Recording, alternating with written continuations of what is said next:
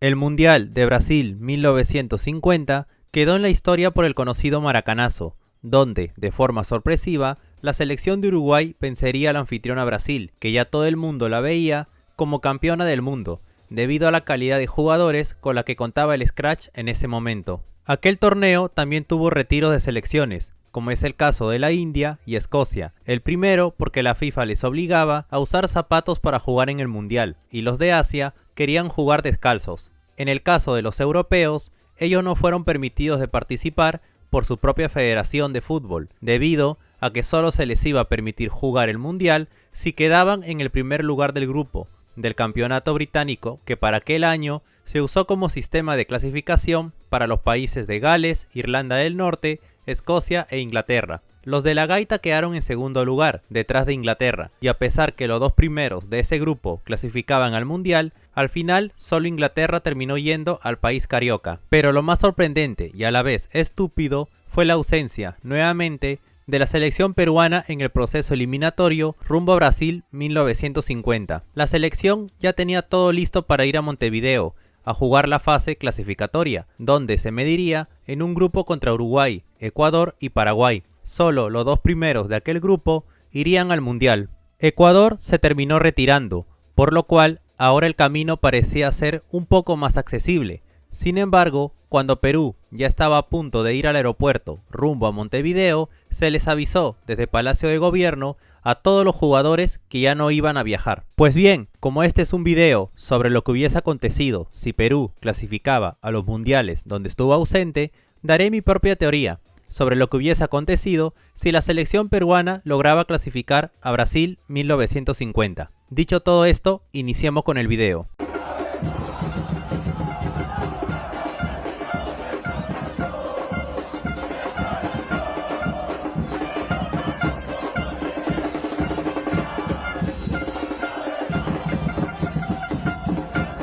Para esta teoría voy a arrancar desde el momento en que Perú estaba cerca de viajar a Montevideo, Uruguay, para afrontar los partidos de clasificación al Mundial en el país carioca. En esta línea de tiempo alternativa, el presidente Odría no hubiese mezclado sus intereses políticos con lo deportivo, y esto no hubiese impedido que la blanquirroja asistiera a jugar los partidos de clasificación en Uruguay. De esta manera, Perú, Uruguay y Paraguay se verían las caras en el año de 1949, en un todos contra todos, para determinar a los dos países clasificados al Mundial de Brasil 1950. El director técnico que dirigiría a Perú en aquellas eliminatorias sería el mismo que en la línea de tiempo original, Arturo Fernández, hermano del gran Lolo Fernández, quien en su juventud formó parte de aquella selección olímpica que disputó los Juegos de Berlín 1936. Ahora, como entrenador, buscaba llevar a Perú de vuelta a un mundial luego de 20 años de ausencia. Aquí Perú hubiese demostrado la clase de jugadores con las que contaba en ese momento y habría clasificado sin problemas al mundial, pues hubiese obtenido una victoria ante Uruguay por la mínima diferencia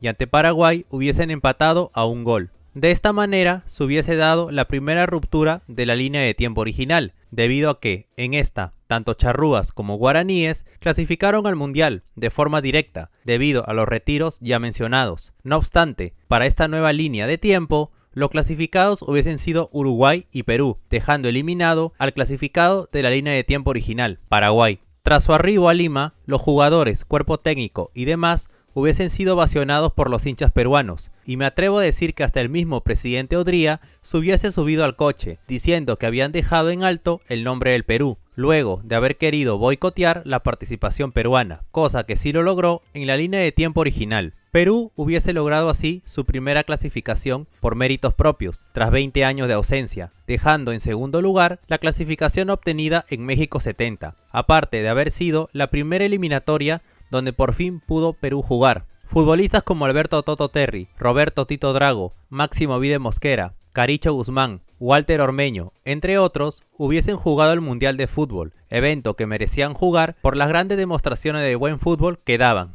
En las calles, las caravanas no se hubiesen hecho esperar, los valses criollos hubiesen llevado el nombre de aquellos jugadores que lograron clasificar a Perú a un Mundial. Aún así, no hubiese opacado de ninguna manera la canción Perú Campeón, compuesta para la selección peruana que participaría en el Mundial de México 1970.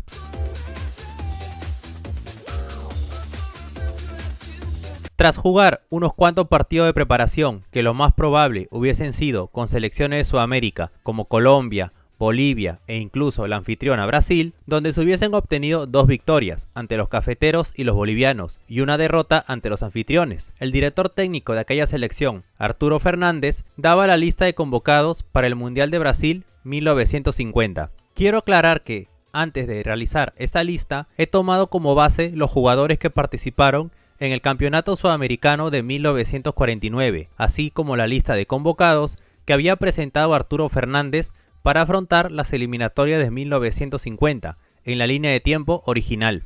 Entre los arqueros hubiesen sido llamados los siguientes jugadores: Walter Ormeño, de Universitario de Deportes, el apodado Gulliver debido a su altura, medía 1.92 metros, ganador de 2 títulos nacionales con Universitario de Deportes, también pasó por clubes de Argentina y México. Considerado como una leyenda en el arco peruano, fue titular en casi todo el campeonato sudamericano de 1949, por lo que su convocatoria y su titularidad en el 11 mundialista hubiese sido un hecho. Aparte de que, años más tarde, su nieto, Santiago Ormeño, también vestiría la casaquilla peruana. ¿Hubiese servido esto como motivación extra para el jugador peruano-mexicano muchos años más tarde? Lo más probable es que sí. Luis el Flaco Suárez, del Deportivo Municipal, uno de los tantos ídolos del Deportivo Municipal, apodado El Flaco, de grandes reflejos, fue partícipe del último título nacional del cuadro Edil, ocurrido en 1950. Es recordado por sus grandes duelos con otra figura peruana, Valeriano López. Participó alternadamente en la titularidad del arco peruano en el Campeonato Sudamericano de 1947. En los defensas hubiésemos tenido los siguientes nombres: Félix Fuentes, de Alianza Lima, gran defensa que formó parte de aquella obtención del título de 1949 del cuadro blanquiazul. Férreo defensa que fue titular en la Copa América de 1949, por lo cual su titularidad en el Mundial estaba más que asegurada. Andrés da Silva, de Universitario de Deportes, zaguero elegante que imponía respeto en la saga rosada, logrando el título de 1942. Debido a estas virtudes es que Universitario de Deportes lo reclutó a inicio de 1944. En la U se convirtió en un referente e ídolo para los seguidores, llegando a ser capitán por varios años. Solía ser usado como una pieza de recambio por el director técnico Fernández. Gerardo Arce, de Alianza Lima, capitán de Alianza Lima en 1949, con quien saldría campeón ese mismo año. De notable juego y entrega en la cancha, se ganaría un puesto en la lista mundialista, y el titularato también, agregado a que sería él quien llevase la cinta de capitán de la selección peruana en el Mundial. César Bruch, del Deportivo Municipal, brillante defensa que fue parte del último título nacional de Municipal. Estuvo 12 años en el cuadro Edil y su entrega siempre era reconocida por los hinchas. Su presencia en el plantel mundialista estaba confirmada. Guillermo Delgado, de Alianza Lima, apodado el León de José Díaz, destacó como un jugador con calidad, técnica, fuerza, anticipación, garra y agilidad. Es considerado uno de los 3 mejores defensas de la historia del fútbol peruano, junto al gran Héctor Chumpitaz y Julio Meléndez. Además, fue uno de los defensores más destacados de Sudamérica en los años 50. Entre los mediocampistas hubiesen sido convocados los siguientes jugadores: Germán Colunga, del Deportivo Municipal, muy atlético y con unos bigotes finos y sonrisa amplia y criolla, el palomilla de barrio y ocurrente en extremo, gran jugador, luchador incansable, dominador de balón y con gran sentido de ubicación para generar jugadas. Una habilidad de Colunga, y esto era muy divertido, era su genial imitación del sonido de silbato del árbitro. Por ejemplo, se le colaba un delantero contrario y este se iba dispuesto a hacer gol, y él, con esa habilidad de criollo victoriano, silbaba y hacía caer en trampa al rival. Quién sabe, tal vez esa criollada la podía haber hecho en el Mundial, donde su titularidad era un hecho. Alejandro González, de Alianza Lima, apodado El Patrullero, comenzó a destacarse por su descomunal físico y rápidamente comenzó a ser considerado de modo frecuente como refuerzo de otras escuadras de la zona en sus giras por la capital y el interior del país. Un mundial es lo que le faltaba a su gran carrera. Lamentablemente moriría 3 años después, en un accidente vehicular del equipo peruano Juan Aurich, donde cumplía 2 labores, la de técnico y jugador. Hubiese estado en el equipo titular a pesar de su edad sin problemas. Cornelio Heredia, de Alianza Lima, conocido popularmente como Chocolatín, Don Cornelio o El Brujo, por su intuición y gran capacidad para cortar el juego de los rivales. Fue volante de los aliancistas y de la selección peruana durante una trayectoria que se inició en los años 40 y se prolongó hasta la década de los 50. Dagoberto Lavalle, de Sport Boys. Ídolo del Sport Boys, con quien salió campeón en 1951. Fue sobrino nieto del mundialista peruano en Uruguay 1930, José María Lavalle. Hábil volante que pasó por varios clubes de la liga peruana. Solía alternar entre la titularidad y suplencia, por lo que hubiese sido una pieza de recambio para el director técnico Fernández. Lorenzo Pacheco, del Sport Boys. Otro de los tantos ídolos del Sport Boys.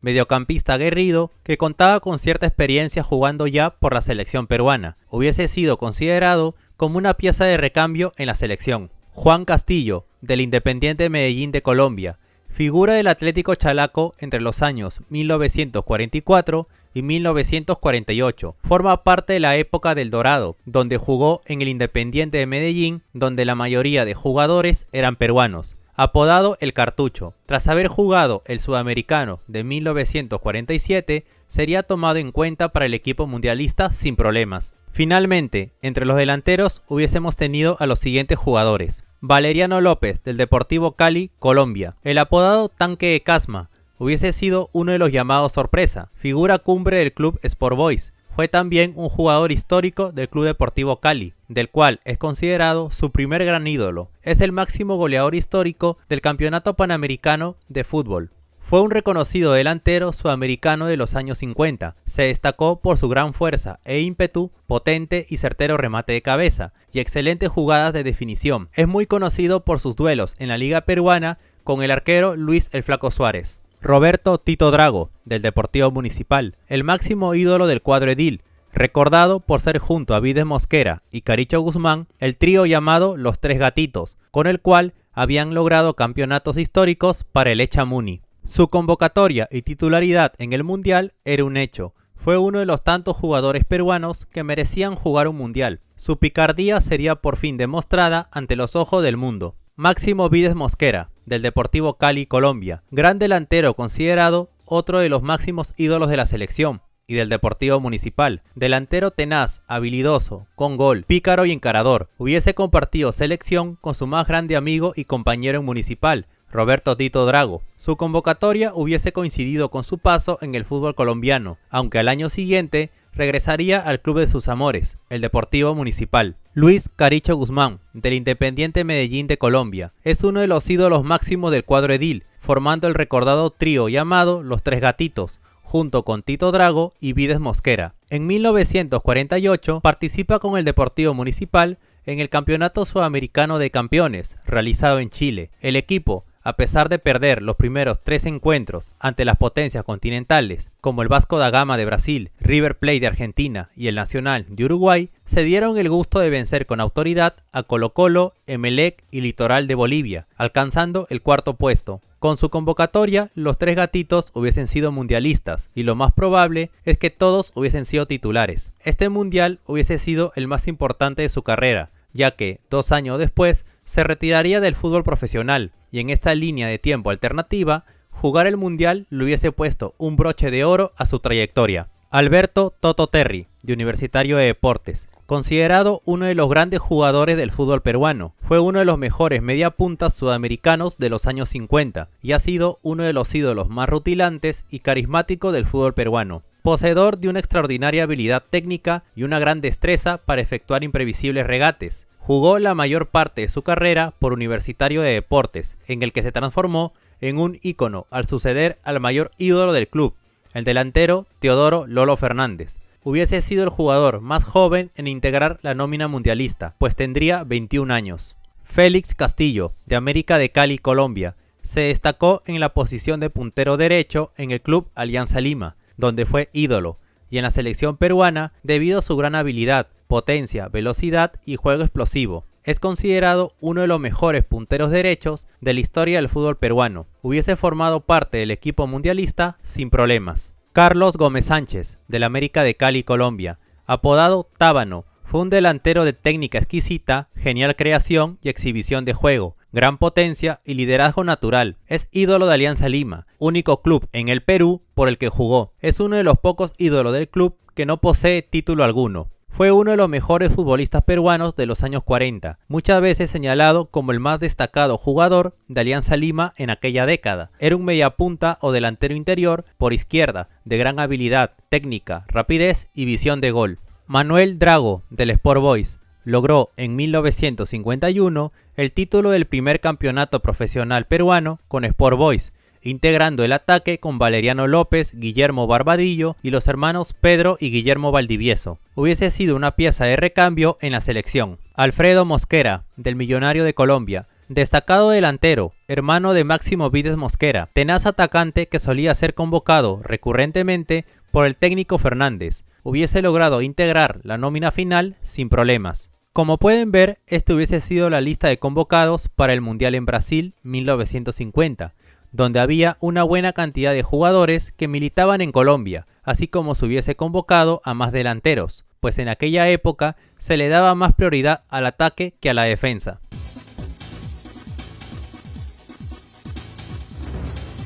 La Copa Mundial de la FIFA Brasil 1950 fue la cuarta edición del Campeonato Mundial de Fútbol masculino organizado por la FIFA. Tuvo lugar en Brasil desde el 24 de junio hasta el 16 de julio de 1950. Solo participaron 13 de las 16 selecciones en total. Turquía, Escocia y la India declinaron su participación. Los 13 participantes se dividieron de la siguiente manera: 2 grupos de 4, 1 de 3 y el último con apenas 2 integrantes. El grupo que le hubiese tocado a Perú sería el mismo que le tocó a Paraguay en la línea de tiempo original, el grupo 3, donde se hubiese enfrentado al campeón defensor Italia y a Suecia, el último campeón olímpico. La participación de Italia estuvo marcada por la tragedia de Superga, ocurrida el 4 de mayo de 1949, cuando la plantilla del Torino Fútbol Club falleció en un accidente aéreo. De los 11 titulares de la selección italiana en ese periodo, 10 pertenecían al club, entre ellos el capitán Valentino Mazzola.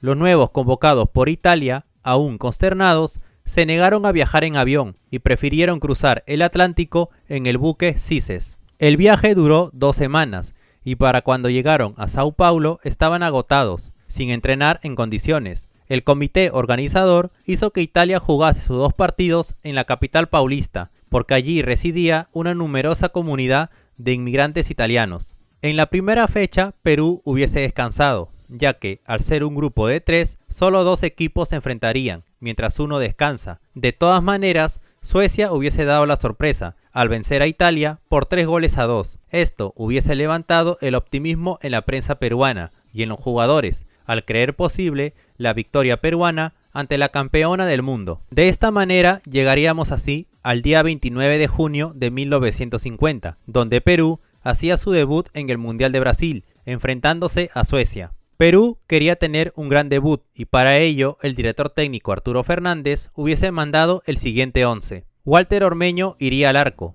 Los defensas hubiesen sido Félix Fuentes y Gerardo Arce. El mediocampo hubiese sido conformado por Germán Colunga, Alejandro González y Juan Castillo, mientras que los delanteros hubiesen sido Roberto Tito Drago, Máximo Vide Mosquera, Caricho Guzmán, Alfredo Mosquera y Carlos Gómez Sánchez. La sorpresa hubiese sido que el director técnico Fernández alineara los 3 gatitos, Tito Drago, Caricho Guzmán y Máximo Vide Mosquera, algo que le hubiese sorprendido a todos y a los hinchas del Muni, pues ellos hubiesen tenido un momento histórico que contar. Sus 3 mejores delanteros fueron titulares en una Copa del Mundo. Por el lado de Suecia, este hubiese alineado al mismo equipo que alineó contra Paraguay en la línea de tiempo original, ya que un triunfo los clasificaba a la segunda ronda, mientras que el empate los podía dejar a la espera del resultado de la fecha final, donde incluso podían quedar eliminados. Con las 2 selecciones listas en el campo del Estadio Durival de Brito e Silva en Curitiba, se daba inicio al partido de la segunda fecha del grupo 3. El comienzo hubiese estado parejo,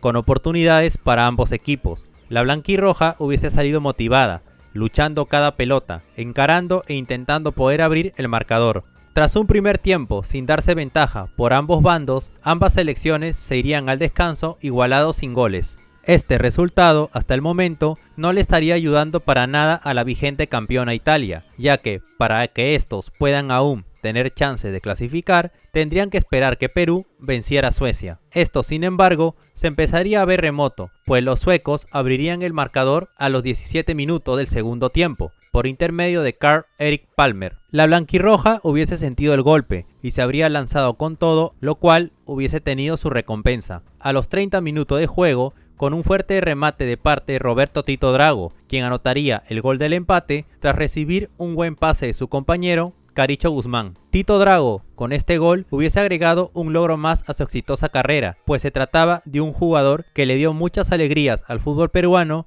y sobre todo al Deportivo Municipal. Faltando apenas 2 minutos para acabar el encuentro, Suecia hubiese tenido un tiro libre peligroso, el cual hubiese sido la oportunidad perfecta para ganar el partido. A la blanquirroja solo le quedaba 2 opciones, o evitar el gol e irse con todo a buscar el gol del triunfo, o permitir el gol y tener un debut no tan auspicioso. Afortunadamente, aquel tiro libre que fue ejecutado por Hans Jeppsson terminó chocando en la barrera. La pelota terminaría en los pies de Germán Colunga. Este, con una gran jugada, le hubiese puesto un pase preciso a Vides Mosquera, quien se asoció con sus compañeros del cuadro edil, Tito Drago y Caricho Guzmán, para buscar el gol. Los 3 gatitos se juntaron y ahora eran mundialistas. Aquel apelativo que se les puso a estos brillantes jugadores terminó demostrándose por qué se les llamó así, ya que tras una brillante pared entre los 3 jugadores, le dejó en bandeja de oro el balón a Máximo Vides Mosquera, quien fusilaría al mítico portero sueco Carl Svensson en la última jugada del partido. Así, de forma sorpresiva,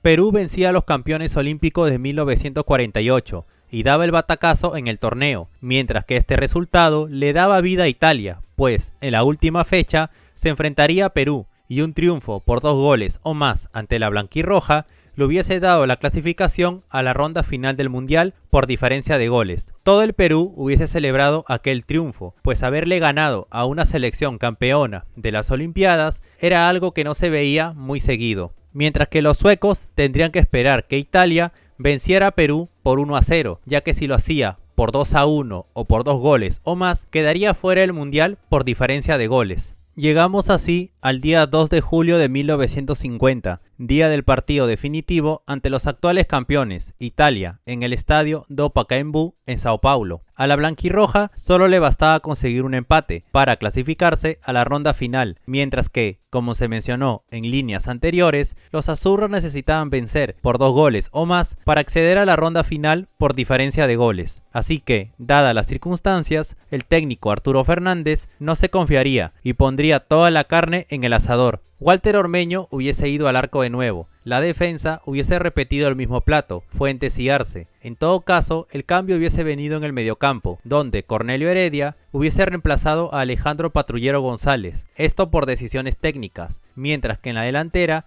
hubiesen estado los 3 gatitos nuevamente, pero con el ingreso de una joven sorpresa, Alberto Toto Terry, en reemplazo de Alfredo Mosquera. Esto último hubiese sido visto como una situación arriesgada, pues Toto aún era muy joven para este tipo de eventos, pues para aquel mundial hubiese contado con apenas 21 años, y aunque ya empezaba a mostrar sus habilidades con las que contaba, las críticas hacia el director técnico Fernández no se hubiesen hecho esperar. Mientras tanto, la selección italiana hubiese mandado el mismo 11 que alineó contra los guaraníes en la línea original, teniendo en cuenta a su principal figura, Ricardo Carapelese. Comenzaba el partido y Perú estaba a 90 minutos de asegurar su pase a la ronda final, y un empate les era más que suficiente. Caso contrario al equipo azurra, pues ellos son los que hubiesen tenido la presión encima, pues tenían no solo que ganar, sino que también hacerlo por una diferencia de 2 goles como mínimo. Igual que ante Suecia, Perú hubiese mostrado toda su calidad, enfrentando a los recios defensores italianos y deteniendo sus ataques, y el primer tiempo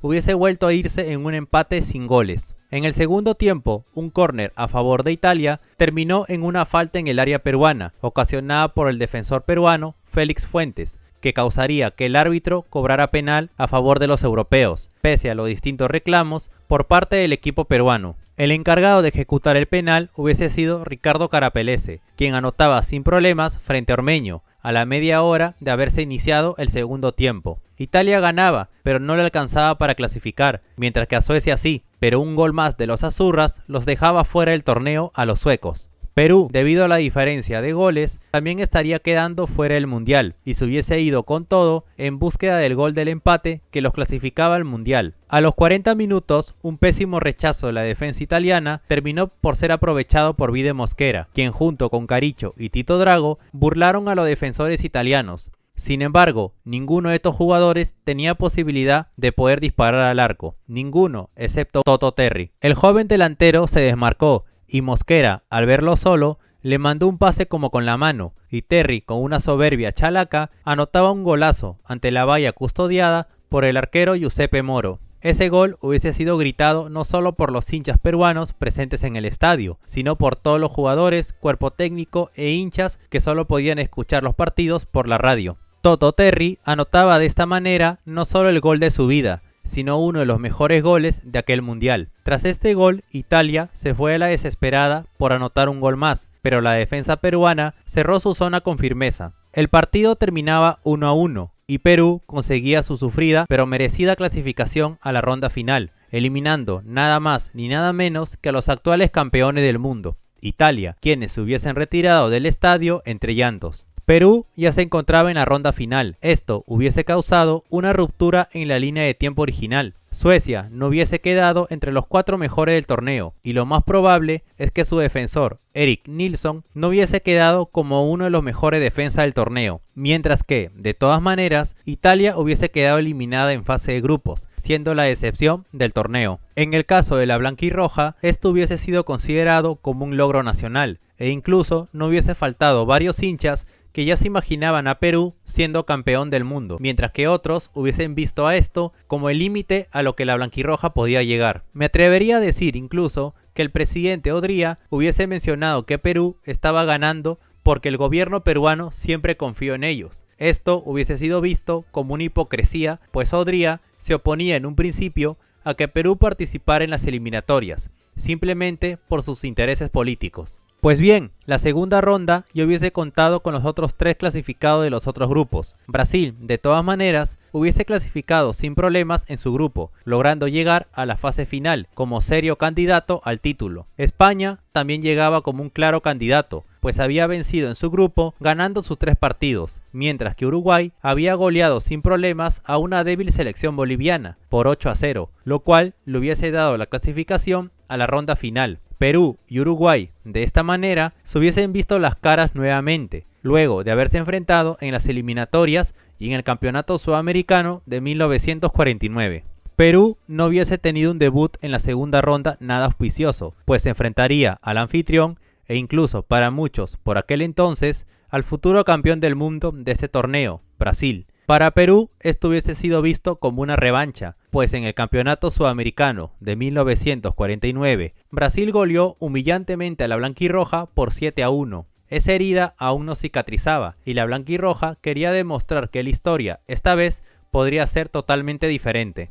Walter Ormeño hubiese ido al arco de nuevo. La defensa hubiese repetido el mismo plato, Fuentes y Arce. Alejandro Patrullero González volvería al once titular, mientras que en la delantera hubiesen estado los 3 gatitos nuevamente, junto a otro sorpresivo debut, el de Valeriano López. Mientras que la Canariña mandaba su 11 repleto de estrellas, donde destacaba el goleador estrella de esa selección, Ademir. Así, en el Estadio Maracaná, el 9 de julio de 1950, las selecciones sudamericanas saltaban al campo, y desde el minuto 1 se hubiese visto quién sería el amo y señor de la cancha. Para ser sinceros, Perú no hubiese tenido ninguna oportunidad contra el Scratch y Brasil le habría propinado una goleada de 5-1. Ademir hubiese marcado un triplete en el primer tiempo y en el segundo tiempo Francisco Aramburu, el apodado Chico, anotaba su doblete. Perú lograría el gol del honor por intermedio de Carlos Gómez Sánchez a los 68 minutos de tiro penal.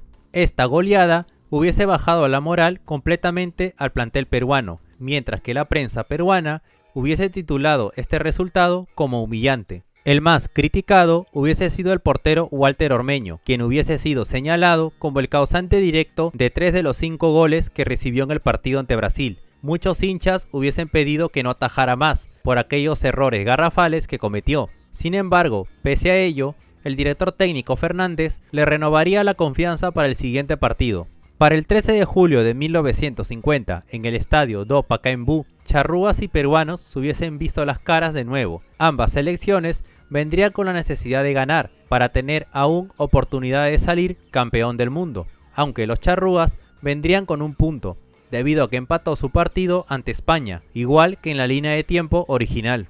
Walter Ormeño volvería al arco, a pesar de las críticas. Los defensas serían Fuentes y Arce. El mediocampo sería conformado por Patrullero González, Colunga y Juan Castillo. La delantera hubiese cambiado debido a una lesión inesperada de Caricho Guzmán, quien hubiese recibido un golpe fuerte en el partido ante Brasil, siendo reemplazado por Alfredo Mosquera, quien volvería al once titular, tras solo haber jugado el partido ante Suecia. Perú hubiese logrado dar el primer golpe a los 5 minutos de juego, con un remate de cabeza de parte de Alfredo Mosquera, tras un gran centro de Patrullero González. Aquel gol tempranero golpearía a Uruguay, quien hubiese reaccionado e ido con todo en búsqueda del empate. Los constantes ataques de los charrúas ocasionarían una confusión entre el arquero Ormeño y el defensa Gerardo Arce. El primero le hubiese quitado el balón del pie al defensor peruano, dejando el balón en los pies de Alcides Gigia, quien anotaría sin problemas ante un arco totalmente descubierto en la última jugada del primer tiempo.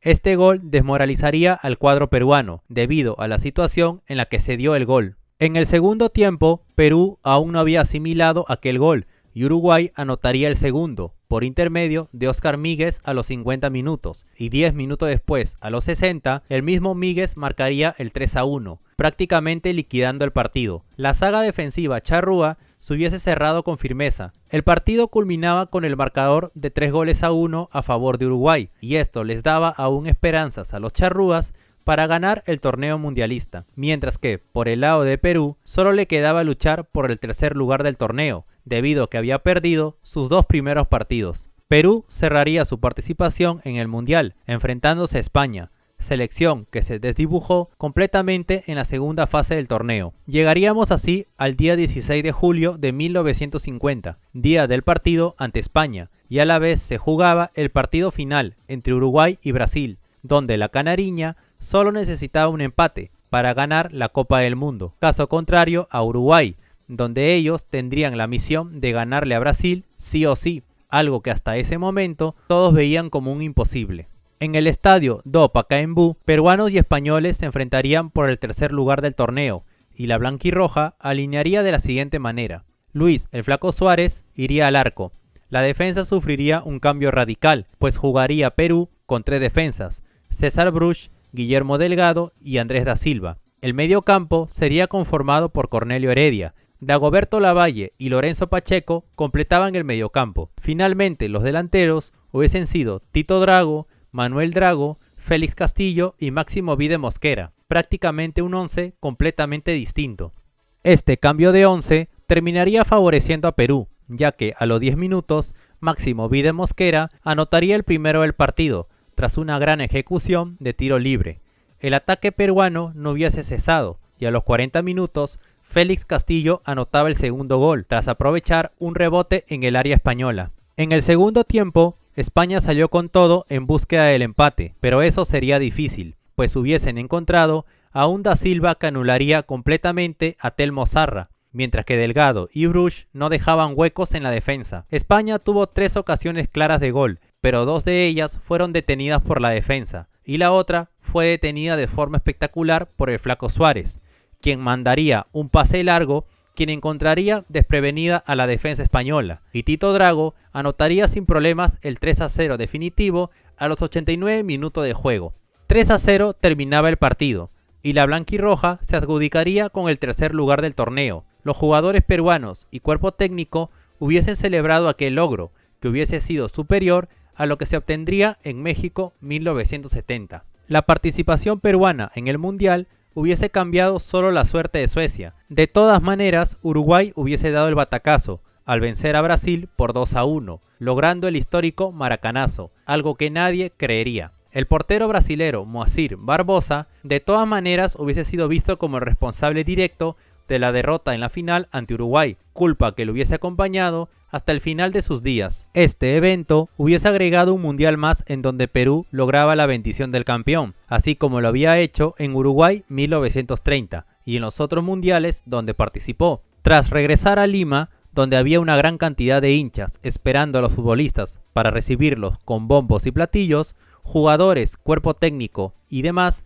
hubiesen recibido la invitación del presidente Odría para ser felicitados en el Palacio de Gobierno por aquella actuación en el Mundial. Muchos se hubiesen negado a ir, pues el presidente estuvo a punto de sabotearles la participación en el Mundial, tras no querer que participen en las eliminatorias, debido a que quería defender sus intereses políticos. Al final terminarían aceptando la invitación del presidente por simple compromiso. No hubiese faltado aquellas personas que hubiesen pedido los laureles deportivos en el Estadio Nacional de Lima por semejante campaña mundialista. Con respecto a los jugadores, el golazo de Chalaca que anotó ante Italia, Alberto Toto Terry, hubiese sido considerado uno de los mejores goles del mundial, así como en el once ideal, los tres gatitos hubiesen integrado aquella nómina. Con respecto a los demás jugadores, Caricho Guzmán colgaría los chimpunes años después, mientras que Patrullero González hubiese tenido lamentablemente, de todas formas, un trágico final, debido al accidente que sufrió junto al club Juan Aurich, donde cumplía su labor de director técnico y jugador. Los demás jugadores del plantel hubiesen continuado en sus respectivos clubes, salvo tal vez algunos que hubiesen traspasado al fútbol colombiano. Sobre la dirección técnica peruana, Arturo Fernández de todas maneras se hubiese quedado un año más en el equipo, y en 1952 sería reemplazado por el exjugador y entrenador Alfonso Guapaya, pues en aquella época, a pesar de los logros que se obtenían a nivel de selecciones, no se respetaba la continuidad del comando técnico. Los jugadores peruanos hubiesen sido recordados como héroes, y así los hinchas de Chile no hubiesen presumido de ser la única selección del Pacífico en haber obtenido el tercer puesto en un mundial, pues la blanquirroja también lo hubiese conseguido en esta línea de tiempo original y 12 años antes que Chile. Pero en fin, esto solo quedará en una teoría, así que volvamos a nuestra triste realidad. Y bueno, mis queridos amigos, hasta aquí llegó la teoría de lo que hubiese ocurrido si la blanquirroja clasificaba al Mundial de Brasil 1950. Sé que me demoré más de lo normal, pero este tipo de temas requieren tiempo y no es muy fácil de hacer. Ahora tocará trabajar en la teoría de Perú en Suiza 1954. No olviden seguirme en mis redes sociales que les estaré dejando en la descripción del video, así como darle like, suscribirse, compartir y comentar. Soy Luis06 y conmigo será hasta la próxima.